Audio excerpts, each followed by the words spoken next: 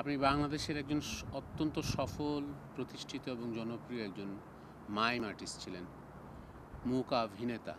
তো এখান থেকে এত প্রতিষ্ঠা এবং এত প্রভাব প্রতিপত্তি রেখে এত দূরে আমেরিকায় আপনি চলে আসার কারণটা একটু আমরা জানতে চাইবো এবার।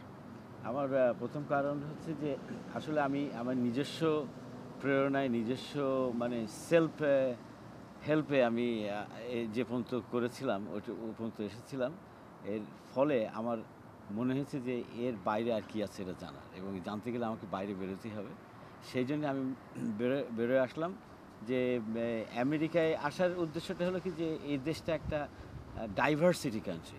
এখানে আসলে পরে আমি একটা ফিউশন করতে পারবো বা অ্যামালগাম করে একটা কিছু মানে আপনার নতুন একটা কাজটাকে আরো ব্রডার ব্রডার করতে পারবো কি যে একটা রূপ যেটা যেটা গতানুগতিক চলছে তার ভিতরে আমি কিছু করতে পারি কিনা, এইটাই আমার লক্ষ্য ছিল। যে এ তো চলছেই, এই চলাটা নিয়ে যাওয়ার মধ্যে একটা ক্রেডিট নেই, credit if I can put in.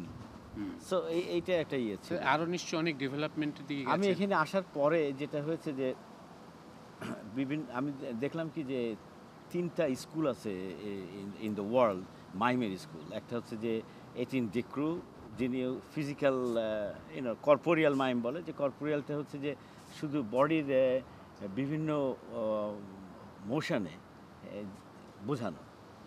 আর একটা হচ্ছে যে মার্সেল মার্সু, আগেরটা corporeal corporeal mime. Marcel Marcel. আর মার্সেল মার্সুর মাইমটা হচ্ছে যেটা উনি চার্লি চ্যাপলিন থেকে নিয়ে কমেডিয়াল আর্টে মিক্সড করে, যেটা ওনার নিজস্ব একটা করেছেন হোয়াইট ফেস। আমরা সাধারণত everybody we use Marcel Marceau's style.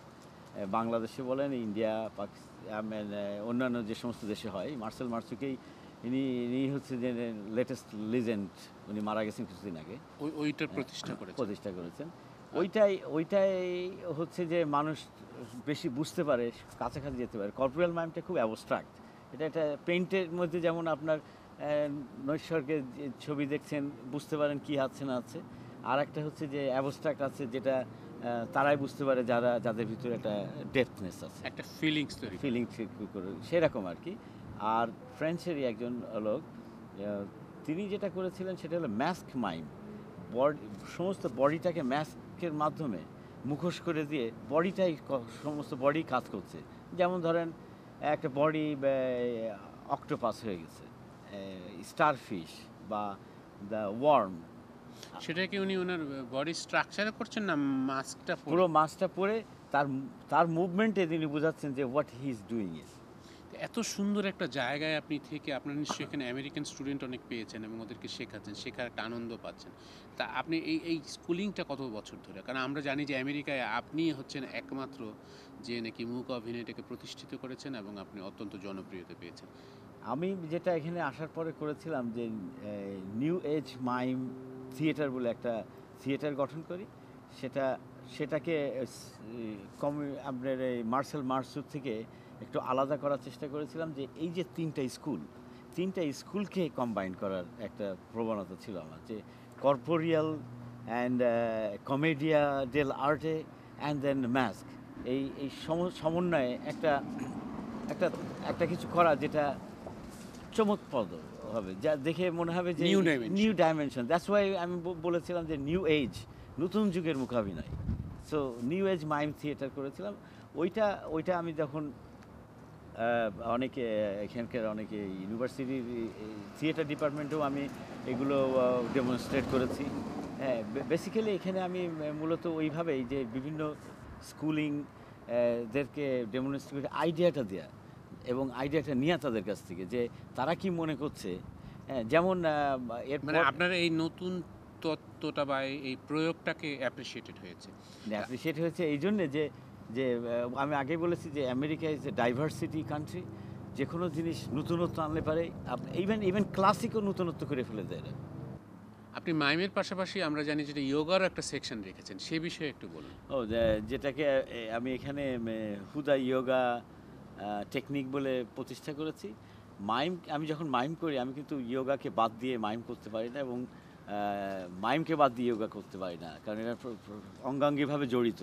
এই জন্যই জড়িত যে আমার বডি ফ্লেক্সিবলের জন্য আমার ইয়োগা দরকার, এবং এই ইয়োগা প্র্যাকটিস করতে যেয়ে আমি একটা আর একটা ডাইমেনশন নিয়ে গেছি, ওটা আমি এর পরে আলাপ করি যোগার ব্যাপারটা, কারণ এটা একটা পুরো অ্যানাদার সাবজেক্ট ক্রিয়েট হয়ে গেছে। এই যে নিউ এজ মাইমটা আমি যখন এদের কাছে উপস্থাপন করি, এবং আমি একটা আপনার 1986-এ যখন ওয়ার্ল্ড মাইম ফেস্টিভ্যাল হয়েছিল ভ্যাঙ্কুভারে, তো ওইখানে আপনার ওরা বলেছিল যে মানে আমাকে সম্বোধন করেছিল এইভাবে যে mime ambassador of Bangladesh. So সেখানে বিভিন্ন দেশের লোকজন এসেছিল, বিভিন্ন জায়গার থেকে, সুইজারল্যান্ড, নিউজিল্যান্ড, এবং এরা পর্যন্ত আমাকে ওই অ্যাপ্রিসিয়েট করেছে। আমি একটা ওয়ার্মের উপরে, একটা কেঁচোর উপরে, হ্যাঁ, যে আইডিয়াটা ছিল এরকম ধরনের, যে ধরেন একটা কেঁচো মাটির ভিতরে ঠান্ডার মধ্যে বাস করে, তাকে যদি আপনি একটা সূর্যের উপরে তুলে দেন, সূর্যের তলে, how is can feel it, that feelings I want a show. So এই ফিলিংসটা আপনার একটা আমি আমার সমস্ত ম্যাচ ছিল একটা ওয়ার্ম। এই ওয়ার্ম হিসাবে আমি আমার যখন ওই যে আপনার স্টেজ লাইটটাকে আমি সূর্য মনে করছি, স্টেজ লাইটটা যখন পড়ছে তার ভিতরে ওই যে আস্তে আস্তে যে বার্ন, হ্যাঁ, যে আসলে কিন্তু কেঁচো তো একটা বসুন্ধরা বলে আর একটা নাম আছে, সেই বসুন্ধরার ভিতরে যে একটা পরিবর্তন আসছে, এবং তার ভিতরে যে জ্বলন্ত যে একটা বেদনা, এইগুলোকে দেখানো, বেদনাটা মাইমের ভিতরে দেখানো। এই জন্য আমি বলছি যে এগুলো হচ্ছে কি যে একটা ইমাজিনেশন কতগুলো ক্যাটাগরি আছে, যে ইমাজিনেশন আপনার ভিজুয়াল করতে পারেন রিয়ালিটির মধ্যে দিয়ে, কোনোটা ভিজুয়াল করতে পারেন আপনার ইমোশনের ভিতর দিয়ে, যেটা দেখা যায় না বাট অনুভব করা যায়। আমরা জানি আপনি বাংলাদেশে গ্রামীণ মাইমের উপর কাজ করতেন, বেসিক্যালি আপনি হিপনোথেরাপিস্ট। এখন মাইম থেরাপি সম্পর্কে আপনি বলেন, যেটা আপনার এখানে এসে কার্যকর। আসলে আমি এখানে আমার একটা সাইকোলজির উপরে একটা ভালো ছিল, মানে অনুসন্ধিৎসু মন ছিল, যার জন্যে আমি এখানে ওদের মাইম, ইয়োগা, এই হিপনোথেরাপি, এই জিনিসগুলোকে আমাকে প্রভাবান্বিত করে আর কি।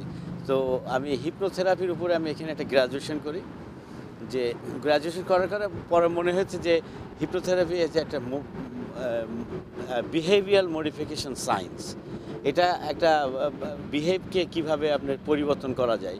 আসলে আমরা যে হিপনোথেরাপি সম্পর্কে জানি যে মানুষকে হিপনোটাইজ করে অনেক কিছু করে, এই জিনিসগুলো খুব মানে বাজারি টাইপের জিনিস। আসলে এগুলো কিছু না, এগুলো জিনিসটা হলো কি যে থিওরি অফ মাইন্ড আছে, সেই থিওরি অফ মাইন্ডের প্রসেসে আপনাকে ক্লিনজিং করে মাইন্ডের ভিতরে, এবং সেটা সাবকনশিয়াস মাইন্ডের মাধ্যমে। এখন যেটা হলো যে এই থেরাপির আইডিয়াটা আমি মাইমের সাথে যোগ করে মাইম থেরাপি একটা স্টাবলিশ করেছি, যেটা কোথাও নেই। গ্রামীণ মাইমটার আইডিয়াটা এসছে থার্ড ওয়ার্ল্ড কান্ট্রি। আমি নিজে থার্ড ওয়ার্ল্ড কান্ট্রির একজন মানুষ, হ্যাঁ, আমি নিজে জানি যে একটা গ্রামের মানুষের ভিতরে চিন্তা চেতনা অ্যাওয়ারনেসের কত অভাব আছে। এই জিনিসগুলো, এই যে চিন্তা চেতনা অ্যাওয়ারনেস, এইগুলো বাড়াতে গেলে কি করতে হবে, তখন তার ভিতরে একটা আই ক্যান ডু ইট এই ধরনের আইডিয়া দিতে হবে। যেমন যে আমাদের দেশে মলম বিক্রি করে, চারিদিকে লোক দাঁড়িয়ে আছে, হ্যাঁ, এই একটা আইডিয়াতে গেলাম যে ঠিক আছে, আমি মাঝখানে মাইম করব, চারিপাশের সমস্ত লোক থাকবে, এবং আমি ওই লোকগুলোকে ইনভলভ করবো আমার মাইমের অ্যাক্ট হিসাবে। He doesn't know, I don't know what is going output, but I have an idea. So এই আইডিয়া দিয়ে আপনাকে ধরেন, যেমন আমি এরকম ধরনের একটা অনুষ্ঠান করেছি, যে আমি একজন ডিরেক্টর, মুভি ডিরেক্টর, আমি এসছি মুভির একটা অংশ করতে, আমার নায়ক নায়িকা ভিলেন লাগবে, আমি ওই অডিয়েন্স থেকে পিক আপ করে নিচ্ছি, এবং তাদের বলছি যে do this way, and this is hilarious, they can't do it the way I can show it, right? So এটা মানুষ এনজয় করবে, but when this guys doing it and somebody watching it, so they can relate that I can be that person, right? But I can be me. So এই যে I can do it, if I can do it, they can do it, এই যে একটা conversation হয়ে যাচ্ছে, এই কনসেপ্টটাকে গ্রামীণ মাইমের ভিতরে আমি প্রভাবান্বিত করার চেষ্টা করেছি, যার ফলে এটাও এই দেশে ভালো সমাদৃত হয়েছে। এই ধরনের এই আর্টটাকে প্রচলিত করতে পারি, এবং তাদের ভিতরে এটাকে, মাইম তো সবারই আগ্রহ আছে এবং অ্যাট্রাকশন আছে, হ্যাঁ, থিয়েটারের মতন একটা ইনস্টিটিউট গড়ে তুলতে পারি, তাহলে আমি